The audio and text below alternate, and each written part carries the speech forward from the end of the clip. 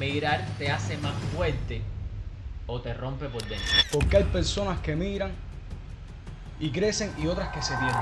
Primero, yo creo que en este caso necesitaríamos definir qué es perderse. Hay personas que caen en la depresión, ansiedad, adicciones al trabajo, a las drogas, al alcohol y me siento raro. Entonces está también esa capacidad de uno de decir, ok, recalculando la ruta. Los latinos, por lo general, ¿por cuál motivo migran? Pero ¿qué pasa cuando tú llegas al destino? ¿Realmente obtuviste la calidad de vida que tú querías? ¿Realmente las personas migrantes son felices en el contexto que tanto soñaron? Hoy nos encontramos en un capítulo más de Sin Aplauso. Esta noche es especial porque después de que Mario y yo nos unimos en este proyecto, se da la primera entrevista. Va a ser con una persona bien especial, una profesional del mundo de la salud mental. Y ella misma se va a presentar, así que buenas noches. Muy buenas noches, muchas gracias de antemano a Sin Aplausos por la invitación. Para mí es un honor acompañarlos el día de hoy. Soy Emanueli, soy psicóloga, tengo la licenciatura en Brasil por la Universidad Mauricio Nassau, tengo una maestría en psicología clínica con enfoque cognitivo-conductual que la hice en México y ahorita me encuentro en el doctorado en psicología de la salud. Wow, interesante. He trabajado temas acerca de migración y temas que tengan que ver con la psicología en sí. Vamos a conectar porque tenemos unas preguntas ahí que estuvimos viendo, analizando juntos, que sé que se van a identificar mucho con estas preguntas que tenemos aquí. Sí. Hasta nosotros mismos. Es que hay temas que ahora mismo no están siendo tendencia porque no impactan socialmente, pero sí son problemas que si tú nos estás viendo vas a sentirte a lo mejor identificado y podemos ayudarte mucho en ese aspecto del tema primordial que es la psicología en el inmigrante. ¿Qué tú crees? Sí, es algo que todos nos vamos a sentir identificados con eso. De hecho, vamos a tocar temas muy profundos sobre cómo piensa el emigrante, es decir, la mente del emigrante, lo que nadie habla al emigrar y lo que es vivir y reconstruirse.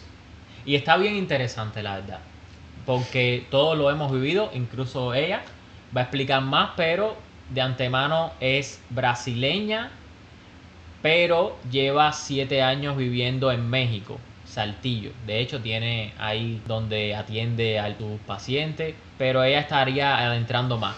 De todas formas, queremos empezar a preguntar cosas ya que tengan que ver con ese tema. ¿Migrar te hace más fuerte o te rompe por dentro? Yo considero que definitivamente migrar te hace fuerte, pero esa fuerza dentro del mismo proceso de migración tiene que ver con las diversas veces que te rompes. O sea, es un proceso que va de la mano uno con el otro. ¿Por qué les digo eso? Porque dentro del proceso de migración las personas pasan por varias rupturas a la vez. Por lo general pensamos que migrar es nada más cambiar de lugar y en realidad no. Dejamos lugares, familias, vínculos, el rol social que tenemos, entonces son muchas pérdidas a la vez.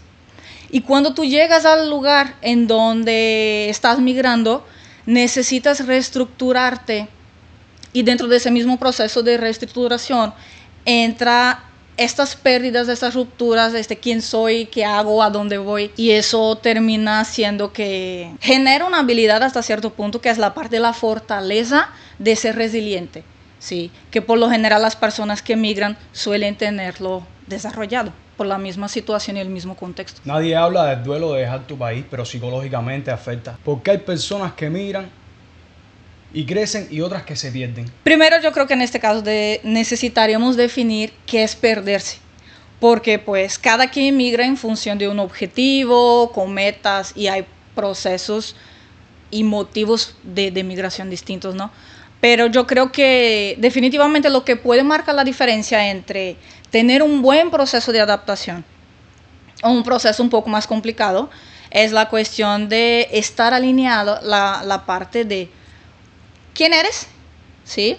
O sea, quién estás siendo ahorita y quién fuiste. Entonces, por lo general, las personas que llevan una buena relación con quién fuiste en tu país y con quién estás siendo ahorita suelen tener un proceso bien desarrollado, digamos así. Cosas que influyen también, una buena red de apoyo. Sí, eso dentro del proceso migratorio es esencial. Esa red de apoyo en caso de que no tengas familia, no tengas amistades cerca, porque nosotros contamos con la bendición de que ya Miami como tal ha creado en sí una red de apoyo para nosotros los cubanos. Somos más del 50% entre los latinos y más del 30% estuve viendo ayer que éramos entre lo que es a nivel general, que es bastante. Contamos con más de ese por ciento y eso es algo que nos logramos hacer como que más familiar cuando llegamos. ¿Por qué? Porque llegamos y ya no solo es la familia, a veces incluso el que no tiene familia, pero sale a lugares y se encuentra personas que son coterráneos y hablamos Exacto. idéntico, hablamos igual.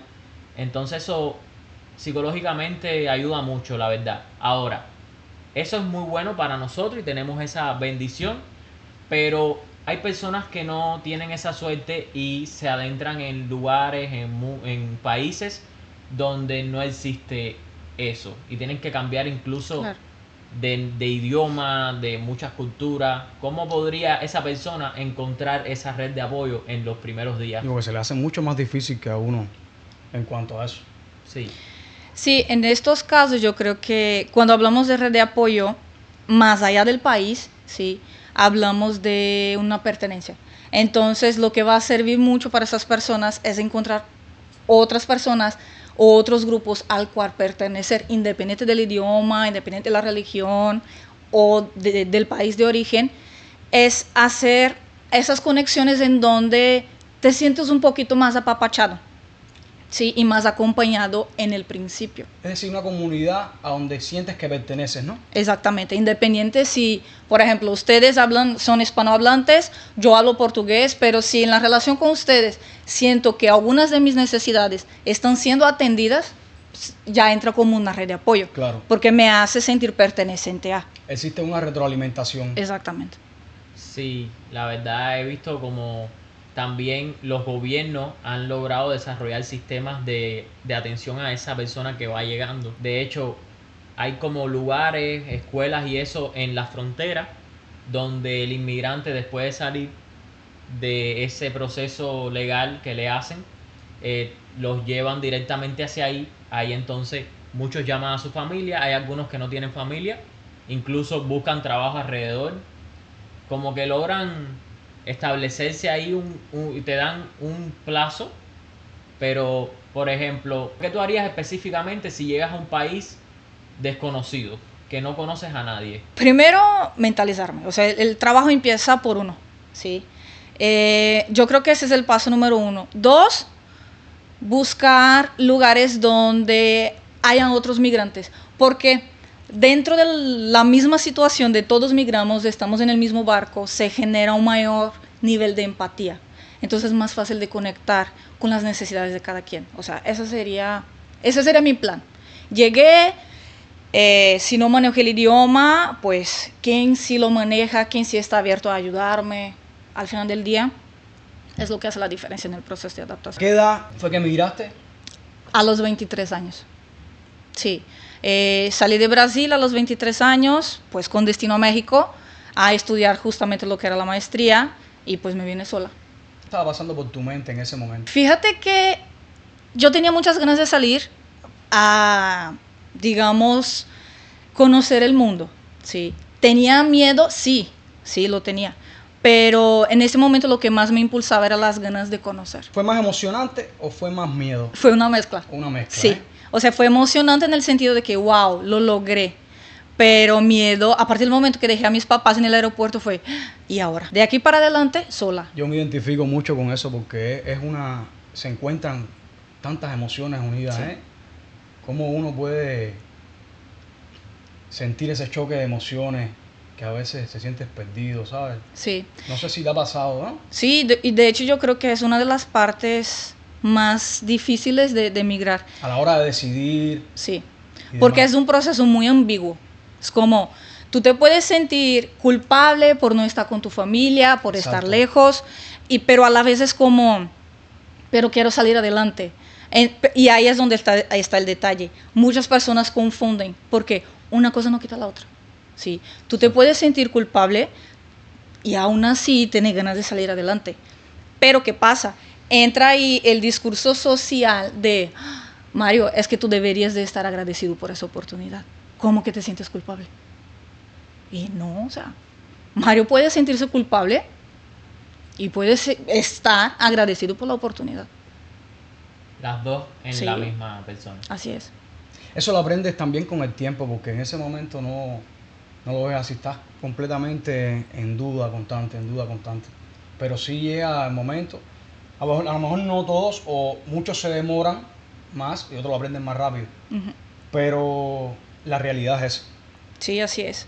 Y yo creo que dentro del mismo proceso lo que sucede mucho es que el migrante latinoamericano, específicamente, ¿no? Agarrando ese contexto, sale a producir, a necesito salir adelante. Migran desde una necesidad. Entonces, cuando yo llego al país, yo no tengo tiempo para esas cosas. Está claro. O sea, mi meta es producir, a eso vine. Que todo este esfuerzo que yo he tenido, que valga la pena. Pero muy poco se ha hablado de eso en el sentido de que el hecho que te sientas triste, el hecho que te sientas mal, el hecho de que extrañes, no quiere decir que estás dando un paso atrás, todo lo contrario. Muchas veces está la persona que logra sus objetivos, ¿no? Pero están los casos que el plan que tenía de antemano al migrar se rompe.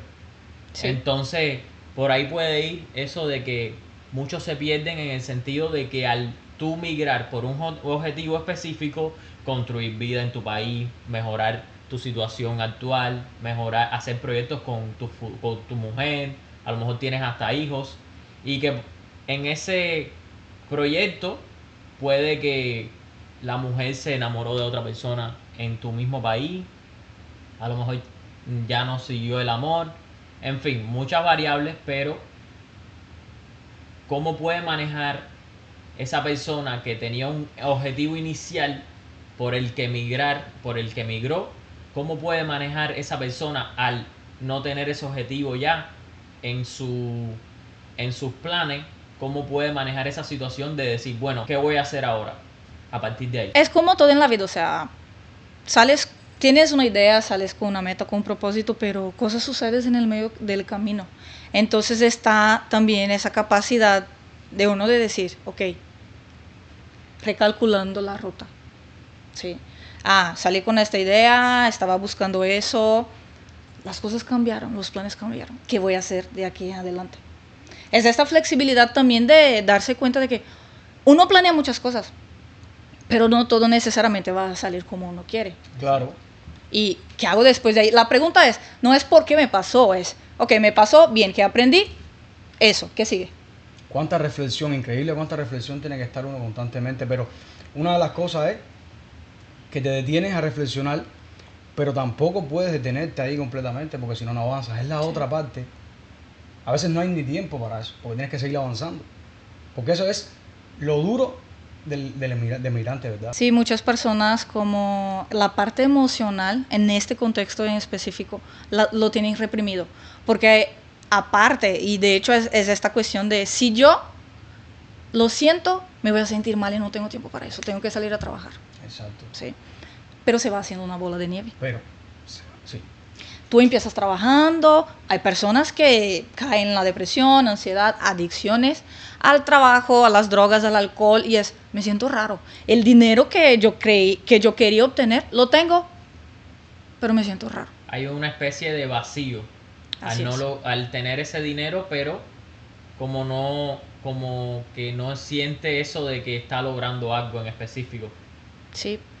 Y pues ahí surge como un cuestionamiento en el sentido de... Y les quiero hacer una pregunta.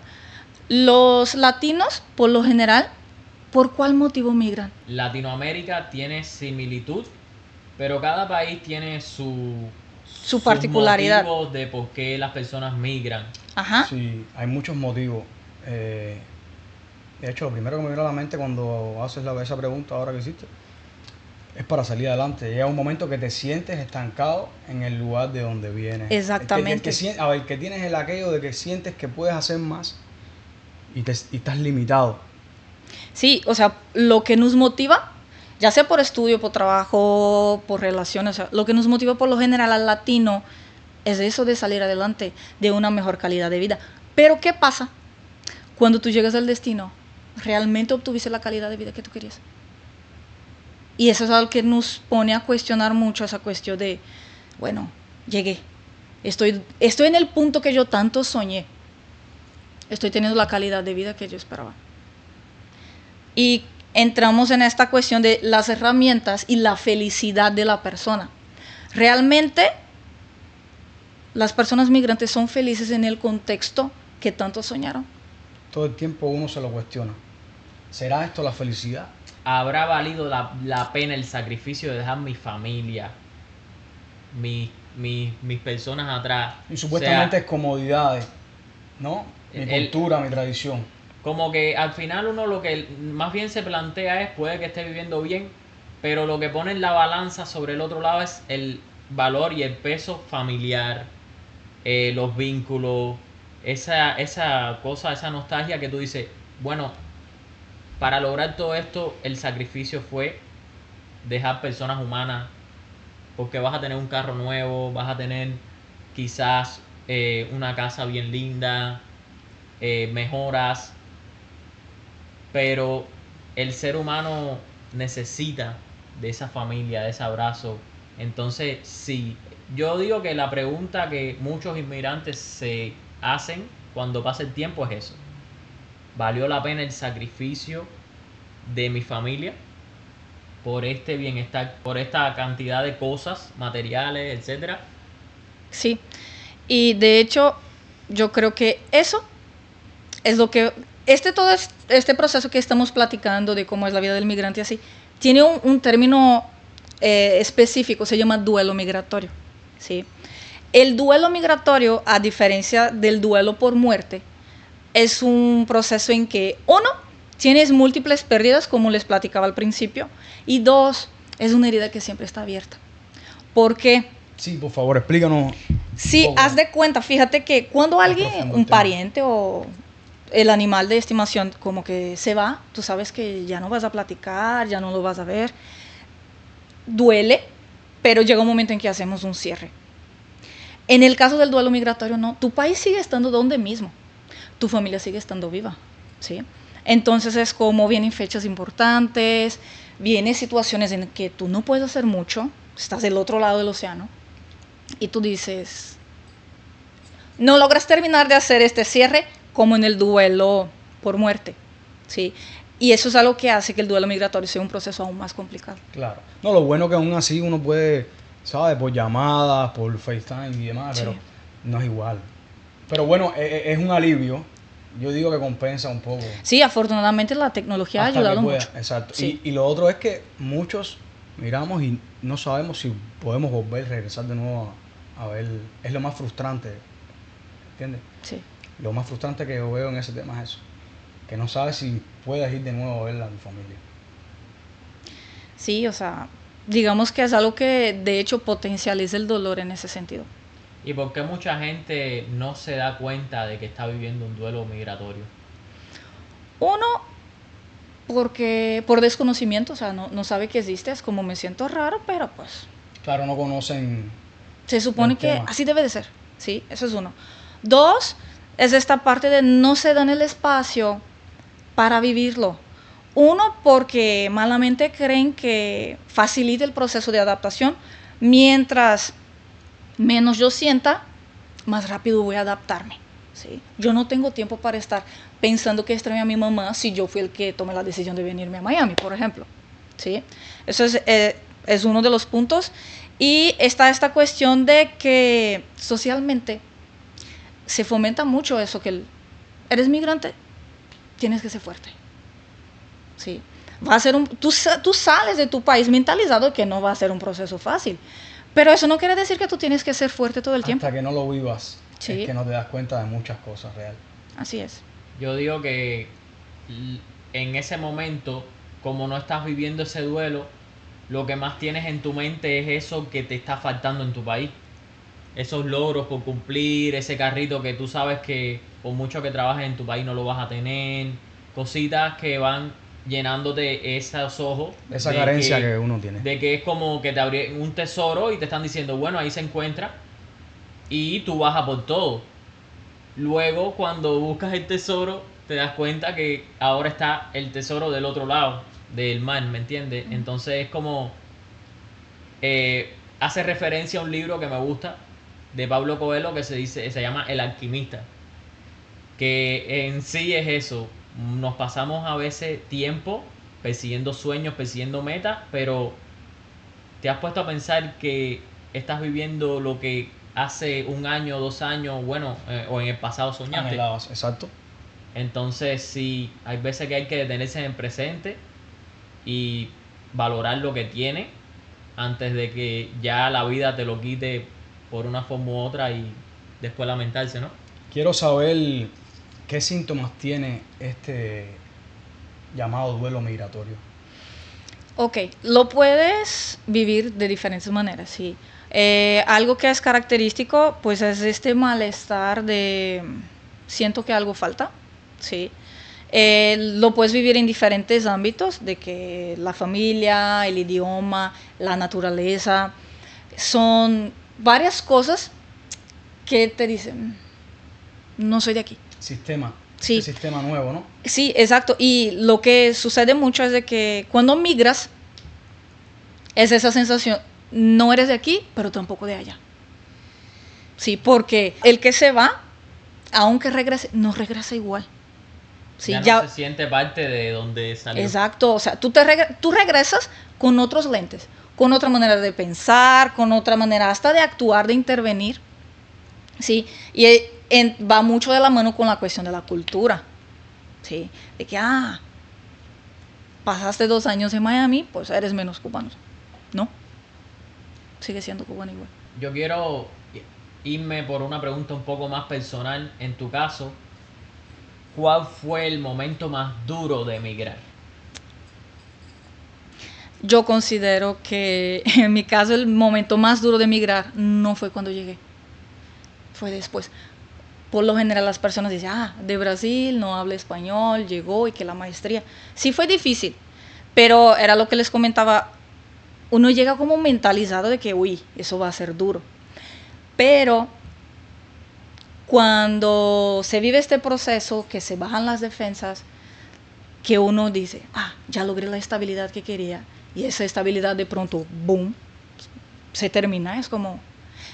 son de los momentos que tú vuelves a replantear todo de, me quedo, me voy, realmente obtuve lo que quería, no. Entonces yo considero, particularmente en mi caso, que el momento más difícil no fue cuando llegué, sino después, cuando yo creía que ya tenía la estabilidad alcanzada, y la vida dijo, no, por ahí no va. Una pregunta que quiero hacerte, ¿el español lo aprendiste a hablar dónde? Eso está curioso porque ¿Sí? Tenemos clases de español, o sea, yo tuve clases de español en Brasil, en la prepa, me fui a la carrera y pues 5 años que no lo utilicé, ¿no? Llegué a México creyendo que hablaba español y no, muy diferente. Lo que me ayudó mucho fue convivir con personas hispanohablantes. Tuve amigos, maestros que me ayudaron mucho en el proceso. Interesante, sí, me surge esa pregunta porque veo que hablas muy bien el español, dominas muy bien el idioma, ¿no? Sí, muchas gracias. Me acuerdo que al principio sí me costó mucho trabajo. Tenía crisis de garganta, me dolía la cabeza en las clases. O yo escuchaba o yo escribía, porque hacer los dos a la vez no podía. Era demasiada información. Ahora, en temas de relación, migrar dificulta obviamente una relación, pero es 100% verídico que puede destruir una relación o eso tiene otros matices. Fíjate que yo considero que migrar definitivamente influye en las relaciones, o sea, cambia la dinámica, sí, pero no diría yo que, migraste, tu relación está destinada a no funcionar, o sea, no. Más bien, ¿qué pasa ahí? O sea, cambia la dinámica, a veces si es mamá, papá o hermanos o pareja, esa persona empieza a tener un peso mayor porque pues tú estás lejos y la persona sirve como apoyo, como soporte, o sea, todo eso, ¿no? Entonces, sí cambian. Hay relaciones que desde la distancia o desde la migración se fortalecen. Pero pienso yo que las relaciones que no duraron es porque quizás ya traían alguna fisura y el proceso migratorio lo que hizo fue traerlo a la luz. Pero va mucho de la pareja, de la dinámica, de la familia, de lo que piensan, o sea, pero... ¿Y crees que si uno de los dos no sabe llevar, ahí puede existir que no, que se Sí. rompa, que hay una ruptura en esa relación? Sí, porque pues al final del día es una Porque tienen que mancuerna. ser entre los dos, Claro, exacto. es un trabajo en equipo. Claro. Hay Yo estoy personas de acuerdo con eso. específicamente por algunas cualidades que tenga que no deberían emigrar. Esa es una muy buena pregunta. Mira, nadie, absolutamente nadie te puede decir si puedes o no puedes migrar. ¿En qué sentido? Migrar es un derecho. No hay un test como que, No. ok, vamos a hacer el test migratorio, ¿no? No. Sí. Migrar es un derecho, ¿sí? Entonces, ¿quién va a decidir si tú migras o no eres tú? Ahora, sí, hay situaciones que yo considero que sería importante de considerar al momento de tomar esa decisión. Porque, por ejemplo, si tú estás viviendo un duelo por pérdida de algún familiar en este momento, quizás no sea el momento ideal para migrar, porque pues ya como estamos platicando, vas a vivir por muchísimos duelos más. Vas a estar vulnerable, más de lo que ya implica. ¿Crees que hay que estar preparado, sentirse preparado para migrar? Sí. Sí, es un proceso que se habla mucho desde la cuestión positiva de lo que vas a ganar y lo que vas a obtener, pero también hay un precio que pagamos. Y es un precio que pagas al momento de emigrar y que lo tienes que mantener. Entonces yo sí creo. ¿Y qué crees de si migrar es para todo el mundo? Creo que el derecho de emigrar es para todo el mundo, pero no todo el mundo Está preparado. está preparado, exactamente. Ok. ¿Qué pasa con esa persona que no logra de una forma u otra adaptarse del todo en el lugar que decide emigrar? Ahí, pues, tú tienes el duelo migratorio. Cuando tú no tienes un proceso de adaptación favorable, entramos a otra parte psicológica que se llama síndrome de Ulises, ¿sí? Que es estudiado mucho por Achotegui en España, de hecho fue quien creó la teoría. Y ahí se dificulta esa cuestión de son personas que por lo general se aíslan, son personas que entran en adicciones, que no logran prosperar, son personas que pues... Perdona, antes que sigas, ¿cuál es el síndrome, por favor? Síndrome de Ulises. Sí, es cuando tú tienes un duelo migratorio complicado, ¿sí? Es decir, cuando no obtienes los recursos necesarios para tener un proceso de adaptación.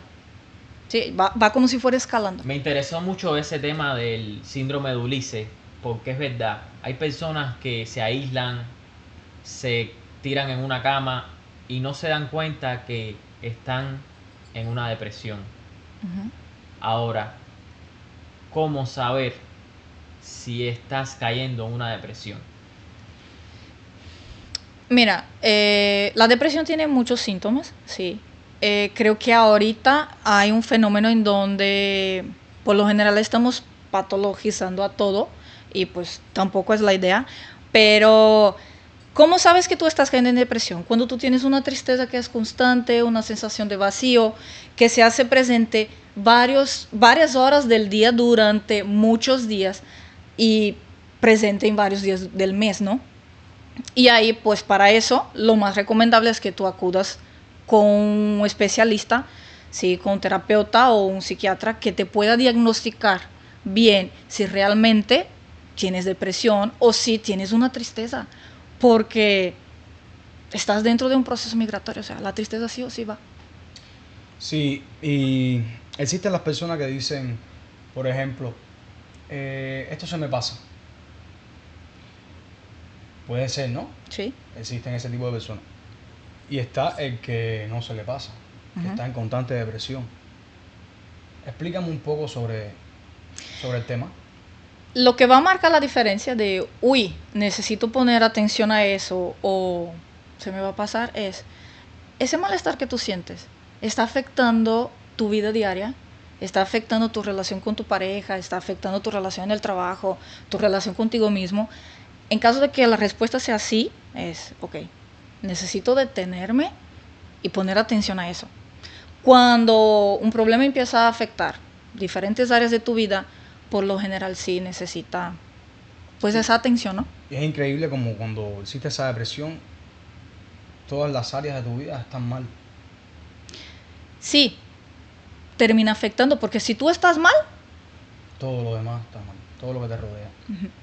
Ahí en ese tema, yo estoy como interesado en saber si la persona tiene maneras de actuar que fomentan la depresión, o sea, existen hábitos que incrementen la depresión en una persona, o todo lo que tenga que ver con depresión es influenciado por lo externo, o es parte y parte. hay de los dos. Sí, está la cuestión de, depende del diálogo interno de la persona, o sea, es decir, cómo se habla a sí mismo, depende de qué tan exigente es, depende si se compara, y todos esos procesos que les estoy diciendo son internos. Es como el autosabotaje, lo que le llaman el autosabotaje, relacionado con ese tema.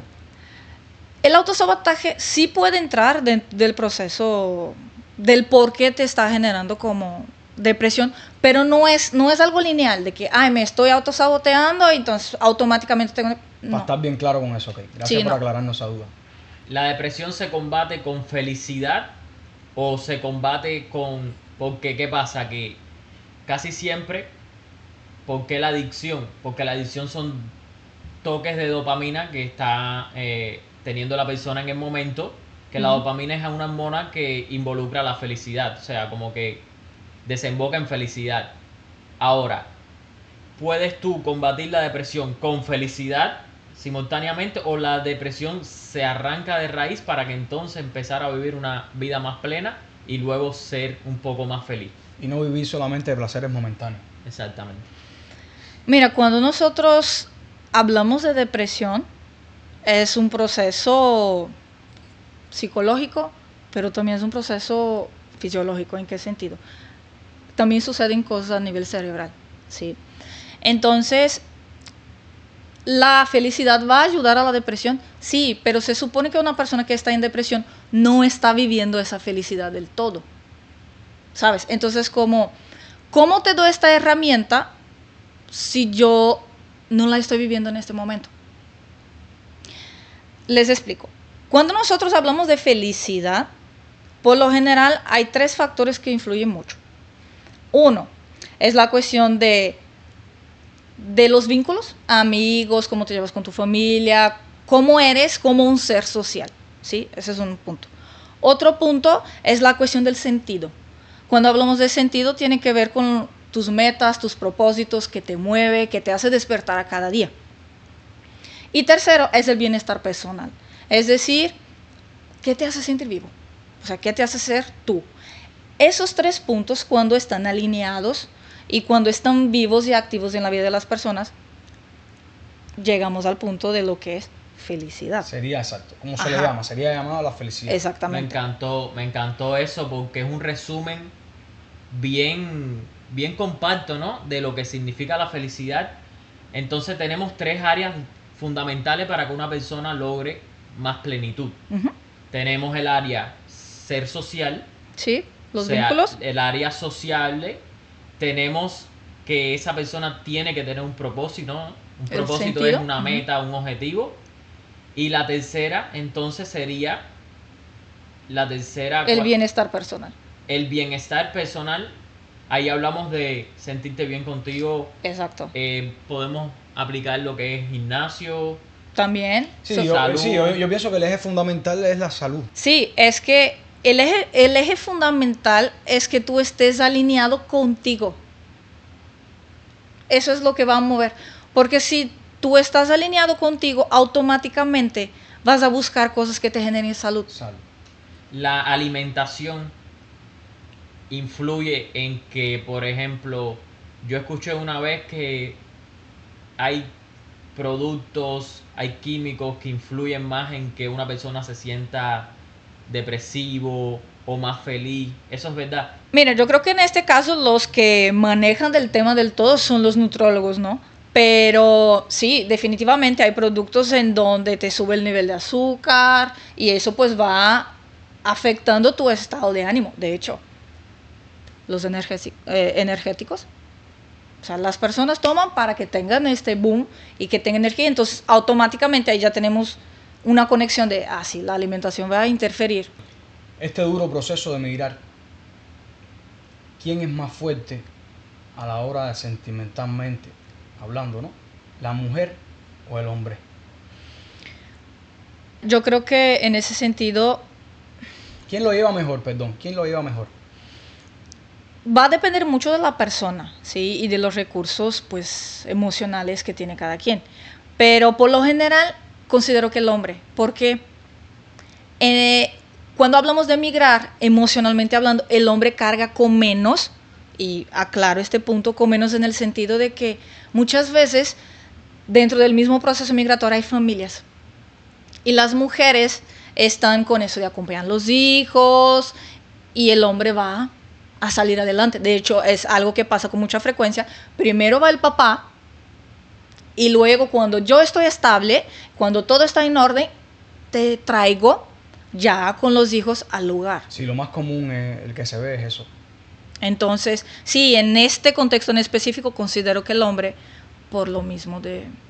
vas mentalizado que vas a salir adelante, a producir, mientras que yo sé que la mujer está en la casa cuidando a los hijos. Sí. Vamos a voltear los papeles. El hombre se queda en el país y la mujer es la que migra. Ahí entran muchos factores, que si extraña a los niños, que cómo se siente emocionalmente, o sea, son fenómenos adicionales que hay que tomar en consideración. Y en este caso, cuando vienen los dos, que a veces existe una tirantez, como una disputa entre que uno aporta más que el otro, se vive mucho eso. Sí, ahí entramos en la cuestión de los roles. Sí. ¿Por qué? Porque yo quiero profundizar un poco sobre este tema que sé que le va a interesar a muchas personas y a la vez la va a ayudar y la va a poner a reflexionar. Okay. Sí, a mí me da curiosidad porque no todo el tiempo, hoy en día, muchas veces aquí lo que más común es que llegue el inmigrante y casi siempre los que consiguen trabajo más rápido y más remunerado en lo que es el tema este que aún no tienes papel y tal, es el hombre. ¿Por qué? Porque es un trabajo forzoso, como por ejemplo la construcción. La construcción es uno de los trabajos que mejores se pagan, te digo, en la línea de las opciones que tiene el inmigrante. Ahora, entrando en ese tema, el rol que cumple cada cual en la casa, ¿crees que hoy en día, a nivel general, el rol del hombre y la mujer ha cambiado o se ha perdido? Yo no creo que se haya perdido, más bien yo creo que se ha transformado. Porque durante mucho tiempo y en las épocas, digamos, o en las culturas que son más tradicionales, el rol del hombre y la mujer siempre ha estado muy marcado y muy claro para todos, ¿sí? Pero esta separación se hacía por medio de una sociedad que lo que trataba era un acuerdo social. Para no tener duda de quién aporta, quién se mueve, quién cuida, yo ya de antemano dejo establecido como sociedad qué vas a hacer tú, qué voy a hacer yo. Y ahorita se ha transformado ¿en qué sentido? Es un proceso mucho más pensado. Las personas son más conscientes, independientemente del género, las parejas o el hombre, la mujer es, ok, dentro de una relación, ¿cómo yo quiero vivir? ¿Cómo me quiero vincular? ¿Cuál es el rol que quiero asumir? Un acuerdo entre nosotros. ¿Qué te conviene más? ¿Cuidar a los niños y yo trabajar? ¿O trabajamos los dos? Entonces, creo que se ha transformado. Por supuesto, o sea, es un proceso que, como cualquier transformación, genera incomodidad. Sí, es un tema que muchas personas no están de acuerdo. Pero yo no creo que se haya cambiado. Yo creo que más bien nos estamos haciendo más conscientes del papel que asumimos y considero que hasta cierto punto está bien porque las personas ya no están actuando desde lo automático, sino desde la elección. O sea, no, ahí tocaste un buen punto. De hecho, Sí, yo en mi particular opinión lo que pienso es que cada situación es distinta. Y hoy en día la mujer ha buscado muchísimas opciones. De hecho, muchas veces triunfan, tienen empresa. Entonces ese espíritu que antes a lo mejor la mujer no tenía, porque todo funciona por la vara. Si ya una mujer pone la vara alta, pone esa referencia en las demás. Si, entonces entre mujeres empiezan a decir, bueno, si ella lo logró, yo también puedo hacerlo. Sí. Y ahí es donde entra el que ya ha cambiado un poco eso por ese tema de que ya varias mujeres han logrado cierta Yo lo nivel de veo, eso. yo lo veo de un punto de vista más personal. Yo digo que cada persona es un mundo aparte, cada cual tiene que saber en la relación el papel que le toca, no por un patrón, no regirnos por un patrón, pero sí se ve que el hombre de toda la vida es el que provee. ¿Entiendes? ¿Qué pasa? Que hay veces que a lo mejor al hombre no le va tan bien como le va a la mujer.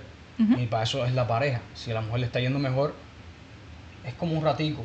¿Entiendes? Y es entendible porque al final el hombre se quedó en la casa, digo yo, y ayuda en la casa. Si hay que limpiar, se limpia, si hay que cocinar, se cocina. Sí, es que, de hecho, cuando se define esa cuestión de los roles del hombre y de la mujer, el ritmo de vida no era como es hoy en día. O sea, los tiempos han cambiado, las necesidades de la pareja, las necesidades económicas, sociales, han cambiado.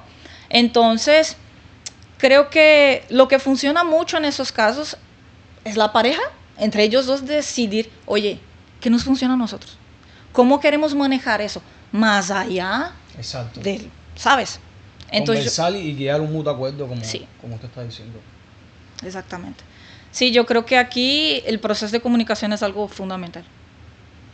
Ahora, en ese sentido, que hay, por ejemplo, en una casa, ese rol, llega un momento que la búsqueda de dinero se hace un factor importante. ¿Por qué? Porque yo siento que eso da estabilidad. Ahora, más dinero cada vez más da más estabilidad, o llega un momento que cubre todas las necesidades y a partir de ahí no da esa estabilidad. Para resumir la pregunta, lo que quiero saber es si el dinero da estabilidad o es una ilusión. Ok. Mira, si nosotros hablamos a nivel emocional, de estabilidad emocional, no, el dinero no da estabilidad emocional. Pero nos lleva o crea muchas condiciones que nos faciliten esa estabilidad. ¿En qué sentido? Se disminuye el nivel de estrés porque es diferente, o sea, que tú tengas acceso a salud, a un lugar seguro, a una buena vivienda. Entonces, este mismo proceso, esas mismas condiciones que te está facilitando el dinero, te ayuda a estar más tranquilo y estar, digamos, más estable emocionalmente, porque es diferente manejar las emociones una persona que está lidiando con una incertidumbre constante a una persona que, oye, choqué el carro o perdí aquí, pero sé que tengo un colchoncito, tengo mi ahorro. Claro. ¿Sabes? Sí, porque el no tener para es donde... Exactamente. Pero no es que sea, tengo dinero, automáticamente tengo estabilidad emocional. No, eso sí es una ilusión.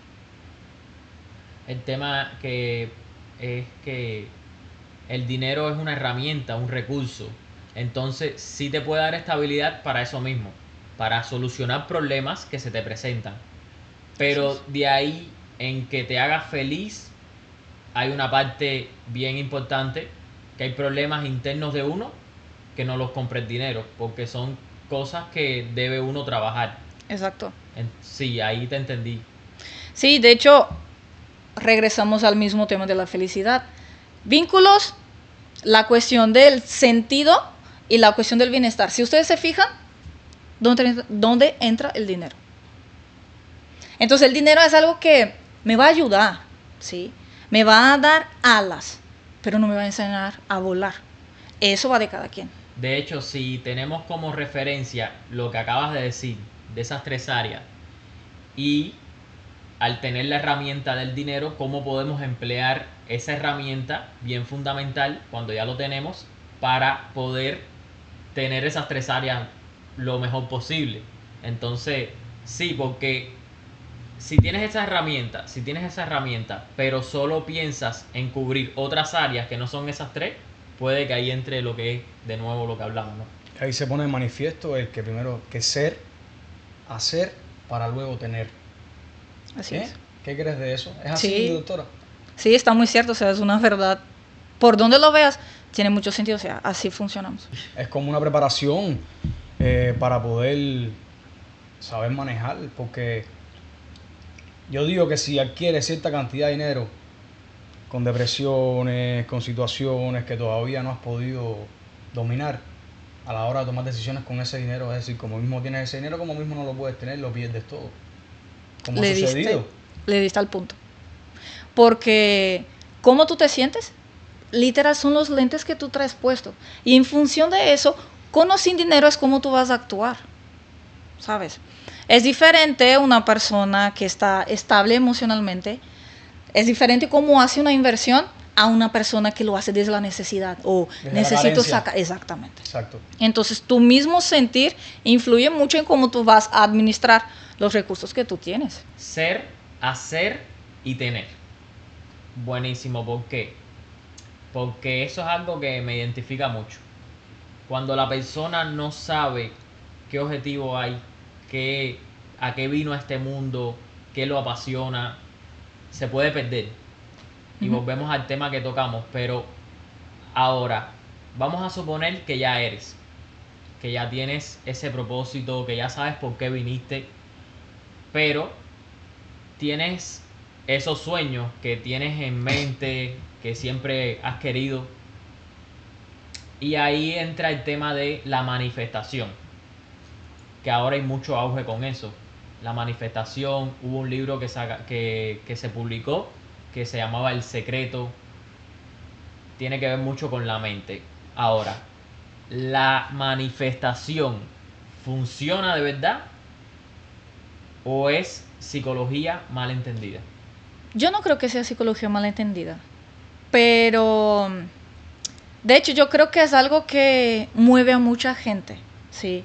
Es algo que hace que las personas despierten y vayan y busquen, o sea que les mueve, ¿sí?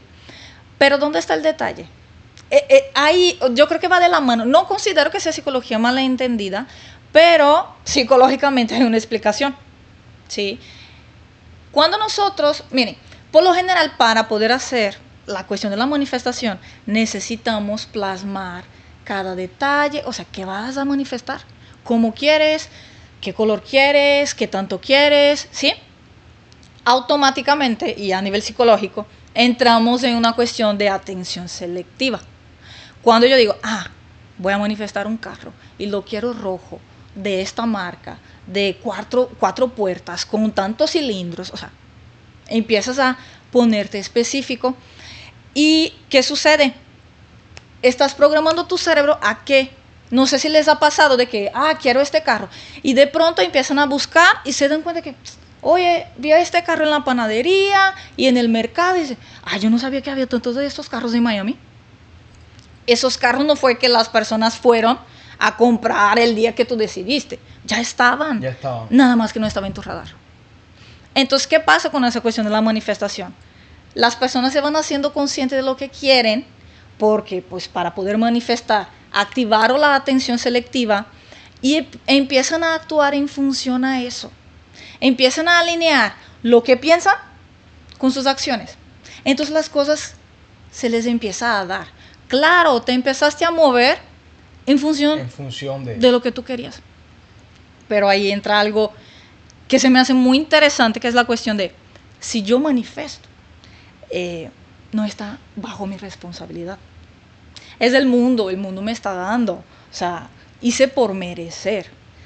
Pero si el mundo me está dando, yo no tengo la responsabilidad tal cual. Entonces se siente menos pesado. Ahí concuerdo mucho. Esa explicación está bien sobre la manifestación y es real. Cuando estábamos empezando el podcast, aún no teníamos ni los invitados y todo va en función de que nos pusimos esa línea y se van alineando las cosas. Conocemos personas, tenemos ese proyecto entre manos, tenemos un sueño, tenemos el objetivo. No te interesaba tanto una tienda en específico, pero esa tienda te empieza a interesar más. Exacto. Porque tiene que ver con esto. Y si es verdad que empiezas a... Y ponemos este ejemplo y Ernesto habla sobre el tema, porque casualmente nosotros desde un inicio le dimos a conocer a todos que estamos empezando un proyecto desde cero. Ok. Y estamos mostrándolo, ¿entiendes? Y esto es un ejemplo vivo que estamos poniendo aquí. Y muy, muy bien, muy bien. Me gusta mucho, me ha encantado la entrevista. Queremos saber cómo te has sentido. Yo la verdad, o sea, me he sentido muy cómoda y muy a gusto. Creo que el tema que ustedes están abordando y están poniendo sobre la mesa, pues es algo que es válido para muchísimas personas y de cierta manera aporta conocimiento, aporta un valor social, sí, y humano en ese sentido y pues en ese sentido pues les felicito muchísimo por eso. Muchas gracias. Nosotros Muchísimas hemos aprendido gracias. muchísimo el día de hoy. Yo me siento Yo, muy conforme, Ernesto. yo después de este capítulo, la verdad, salgo pensando, al ser inmigrante también, de una forma muy distinta. La verdad, esto fue una terapia para mí. Más que una entrevista, sí lo veo, también sí. Sí. Una terapia porque verdaderamente Y entonces, al nosotros sentirnos de esa forma, siento que también del otro lado de la pantalla van a sentirse igual. muchas dudas aclaradas. Muchísimas gracias por venir, por dar esta entrevista que fue profunda, fue bien, bien específica, pero los colores que le pusiste desde tu conocimiento aportaron tremendo valor, la verdad. Quiero decirles que quiero mandarle un gran saludo de parte de nosotros y de nuestra invitada a todos que nos estén viendo de Brasil y de México De México y también. de nuestro país también, de Cuba. Sí. Muchas gracias a ustedes por la invitación y saludos a todos. Espero que pues lo que platicamos aquí pueda servir a las personas que nos están asistiendo y pues nada, la idea es que vivir de la mejor manera posible con lo que se tiene, ¿sí? Hacer lo mejor que se puede con lo que se tiene y vamos caminando para lograr lo que tanto deseamos, pero es disfrutar el paso a paso, Disfrutar el proceso. así es. El proceso. Ahí está. Y que, para cerrar, esas personas que quieren tener un resultado momentáneo, cuando se enfrentan al proceso y ven qué tan duro es, ¿por qué muchos no logran sus sueños ni sus objetivos? Porque para eso se necesita ser constante. Sí, aparte, necesita tener claro qué quieres. No la meta, porque pues muchos sueños se trata de un proceso, ¿no? Pero cómo ser mejor a cada día. ¿Cuál es la versión tuya que tú quieres asumir el día de hoy? O sea, ¿qué vas a hacer? ¿Cómo puedes potencializar eso que tú deseas? Tiene mucho que ver con eso, constancia y dirección. Y en ese proceso existe fracaso. Uf, muchísimos. ¿Cuánto falla uno en ese proceso y rectifica hasta que llega y logra el resultado? ¿Entiendes? Y muchas personas no llegan ni comienzan por temor a fracasar, por el temor de hacerlo mal. Sí, algo que a mí me gusta mucho es la cuestión de, si ustedes se fijan, yo creo que todos utilizamos los aplicativos de Maps, el Google Maps, la aplicación de Apple, y si se fijan, el aplicativo nunca te dice, te equivocaste de ruta, agarraste la calle, no, recalculando la ruta. Así mismo en la vida. Caminamos con miedo y con lo que sea, lo importante es llegar. No importa cuán largo sea el camino, lo importante es llegar. Pero tenemos que saber todos esos obstáculos que tenemos que pasar. Exacto. Yo quería abordar ese tema de que muchas veces llegar no es un destino en sí. ¿Por qué? Siempre vas a sentir esa satisfacción, pero siempre va a faltar en ese momento algo más. Y es una constante meta. Cuando llegaste, busca la otra. Ahora, El tema yo creo que el que se frustra es porque no es capaz de dividir sus metas en pasos pequeños. ¿Por qué? Porque tú tienes un sueño, pero ese sueño tiene pasos, tiene días, tiene el día a día ese. Entonces, sí tienes que tener vista larga, pero pasos cortos, en ese sentido, para no llegar a frustrarte. Vivir el día a día, el hábito, el que todos los días tengo, si mi sueño es hacer un buen podcast, todos los días tengo que aprender un poquito más de podcast. Y eso yo creo que también es satisfacción. Saber que estás mejorando cada día y aunque sea un pasito más acercándote a ese lugar donde tú quieres estar.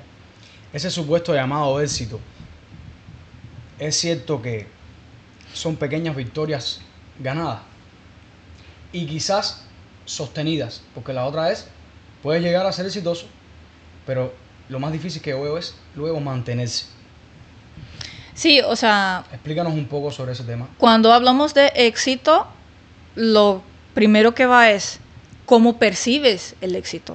O sea, porque tú puedes tener el carro del año y wow, qué éxito, pero eso no necesariamente es un éxito para ti, ¿sabes? Cada persona tiene su concepto de lo que es éxito. Como sociedad ya está establecido, ¿no? Un éxito para una persona con determinada edad es tener eso y eso. Pero más bien el éxito es